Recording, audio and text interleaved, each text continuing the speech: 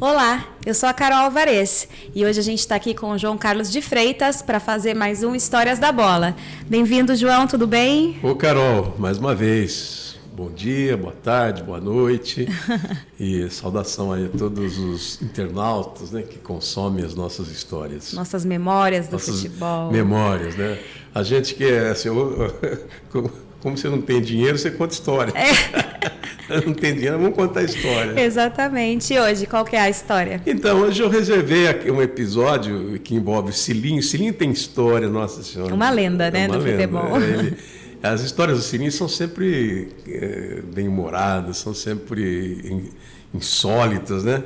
Ele foi, de fato, assim, ele foi uma figura diferente do futebol. O Cilinho, ele tinha um poder de persuasão que você encontra em poucas pessoas, né? Muito poucas pessoas. Hoje tem aí uns que são bem persuasivos, mas ele era muito persuasivo. Ele tinha um dom assim que ele conversava com você.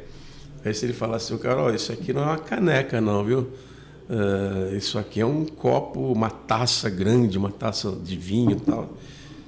Né, do jeito que ele falava, você olhava assim, você falava, caramba, será que é mesmo, né? Ele convencia. Ele tinha isso, não, acho que é isso mesmo, isso aqui não é caneca, isso aqui é um copo, uma taça de vinho. Né? Ele tinha esse poder, né? E ele levava isso para o trabalho dele, para convencer jogador. Ele tinha umas coisas que chamavam atenção. Né? Chegava para o jogador assim, apertava o jogador, cobrava, né? Isso de cobrar o jogador, você sabe como é que funciona, né? Como que os treinadores cobram os jogadores. Aí ele falava assim pro cara, escuta, você vai querer andar de Brasília, de Fusquinha, ou vai querer andar de BMW, né? Ele tinha essas tiradas, assim. Aí os caras iam entendendo, né? E com isso ele conquistava. Com certeza. Ele conquistava. E essa história de hoje é o seguinte, remete ao São Paulo, onde o Cilinho montou aquele Menudos. Os Menudos. Você já ouviu falar? Com certeza, sou São Paulina. Então imagina. Então você deve adorar o Kaká, né? Por razões óbvias. Muito óbvias. Muito óbvias. Explicar o que nós estamos falando aqui. É que quem lançou o Kaká no futebol foi o pai da Carol, né? Sim, Vadão. E tem uma história ali em cima disso também, qualquer hora a gente conta essa história. Mas o olho do Vadão, o Kaká, seu pai, você acompanhou, você sabe mais do que eu essa. Né? Ele era reservão lá, ninguém ligava para ele. Né? Na verdade ele era para estar disputando a Copinha.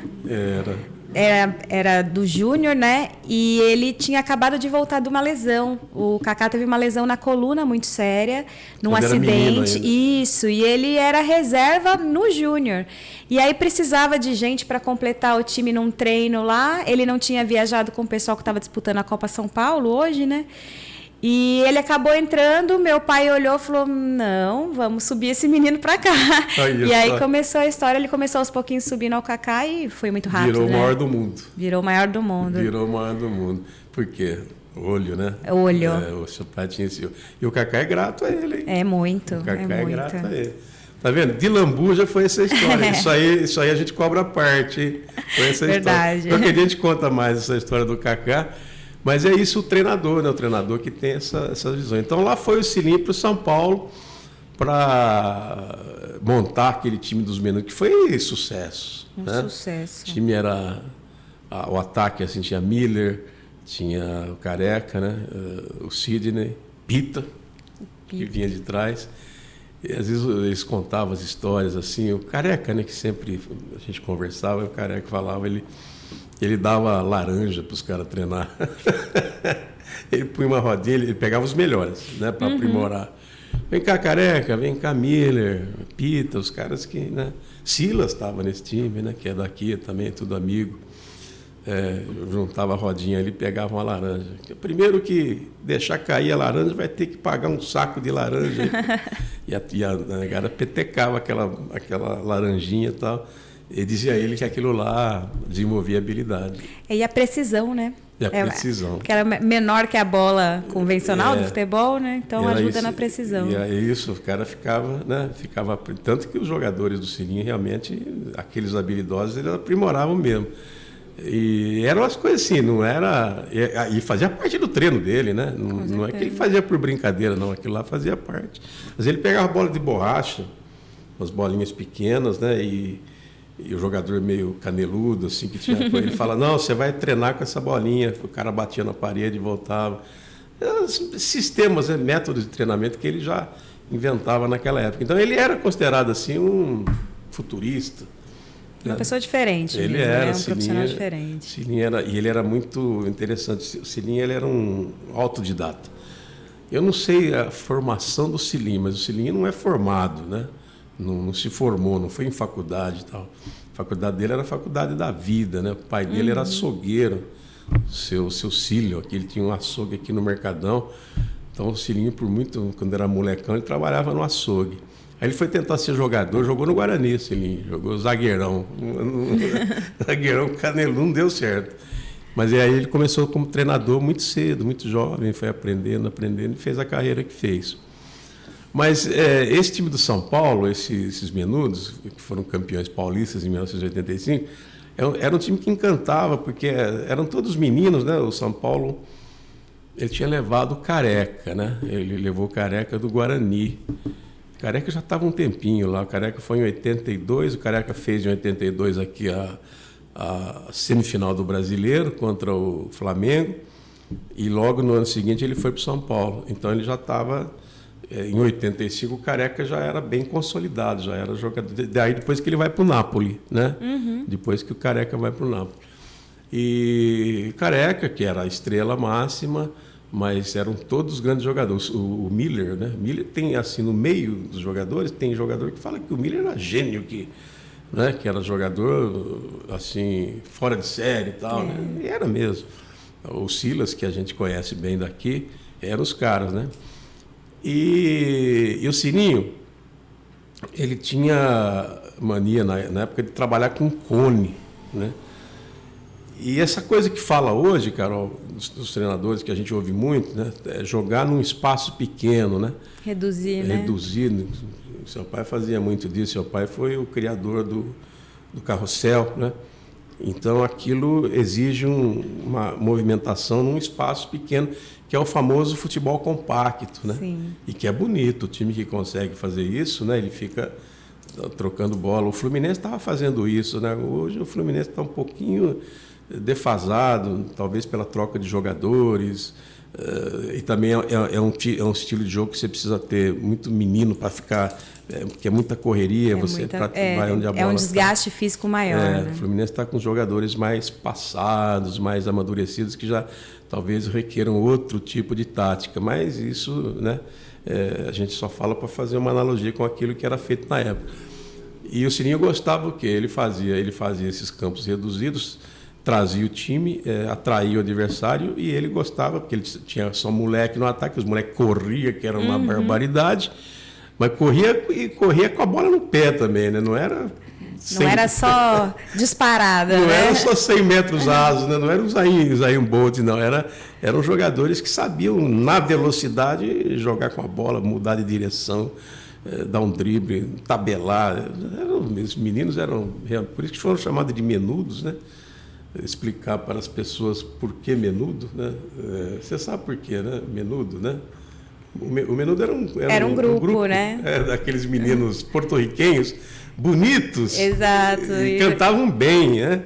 E aquilo era uma febre. Era do Ricky Martin, né? Isto. O Ricky Martin fazia parte desse ele grupo. Era o top, né? Ele era o líder.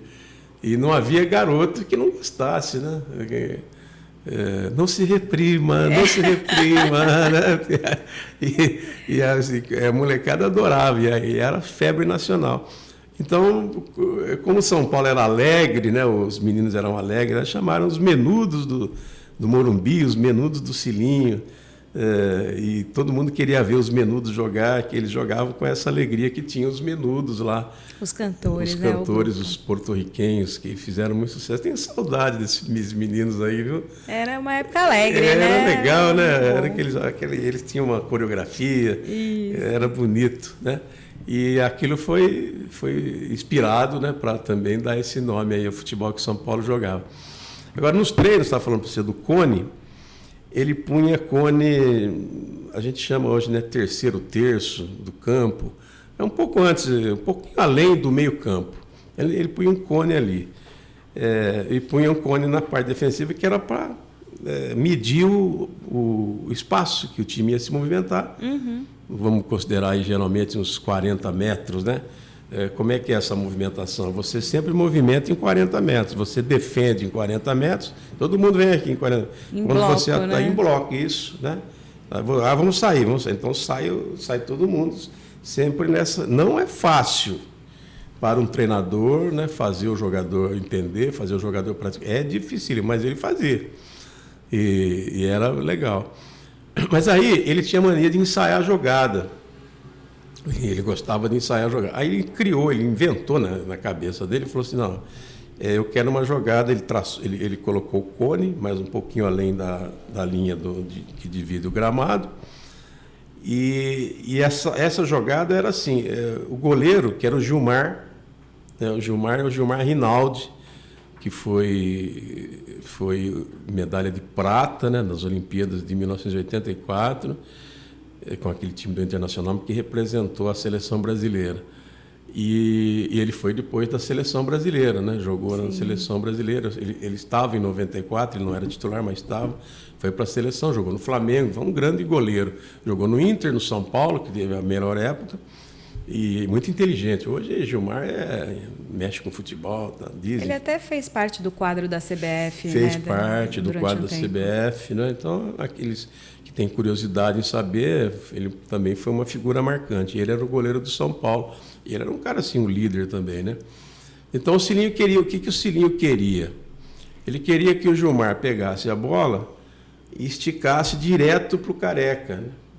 Porque o Careca, o Careca é considerado um dos melhores do mundo de todos os tempos, né? No meio, quem joga futebol, não, o Careca era fora de série. O Careca tinha velocidade, tinha rapidez, inteligência, habilidade, tinha tudo, habilidade, aproveitamento. Então a jogada era essa. O Gilmar tinha que pegar lá da sua meta, do seu gol, e jogar, esticar para o Careca ia dominar de costa, mas nessa de costa ele já ia fazer, de repente, uma parede e já ia virar, né, para dar início à jogada, acionar o Miller, o Sidney, para surpreender o adversário, né? Ele falava o Cilinho, né? Ô Gilmar, é o seguinte, você pega aqui, ó, você estica no Careca, aqui o Careca vai pegar aqui e nós vamos partir para cima do adversário, né? Aquele jeito dele falar, todo imponente. Tá bom. Aí foram pro treino, fizeram lá e tal. Ele explicou, né, o que ele queria. E aí Gilmar pega a bola, chuta. Errado. Não cai no pé do Careca. E ele olhando. 2 bolas, chuta. Errado. Não cai no pé do Careca. Eu acho que ele deixou fazer umas 10 bolas.